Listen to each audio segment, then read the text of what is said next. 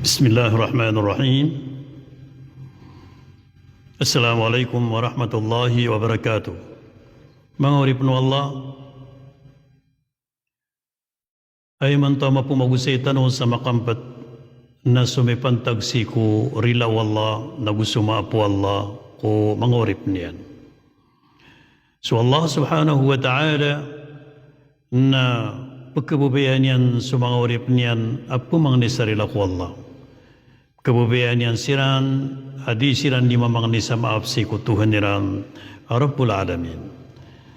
Giyanan, api anto na iklasi, kiaribatan ko mga galbok tano, o di na kiadusa tano si ko Allah, na pumanganin tano tuarila ko Allah, kagiyanan, pagkabubayan rak tanong, akapunan ng kupan tano ron.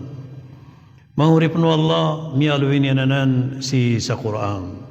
Si sa suratun Nisa, ayat ay kamagatos, awi kasapulo. A'udhu billahi minas shaytanir rajim.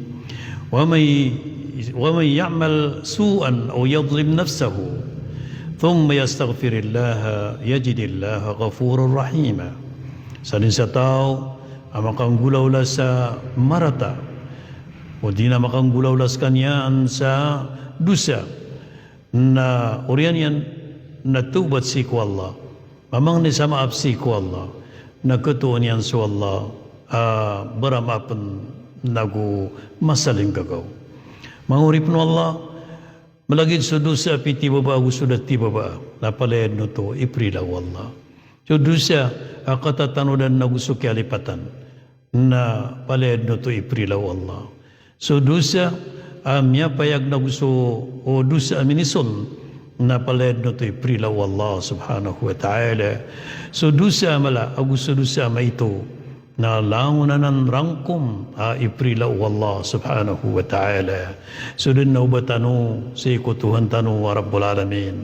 Sa umanisar tano, na magapas tano ko Allah, sa mana manamartano, mamang nisarila ko Allah, o soldo kadaun daw na gusto ay manan yan na makagawi.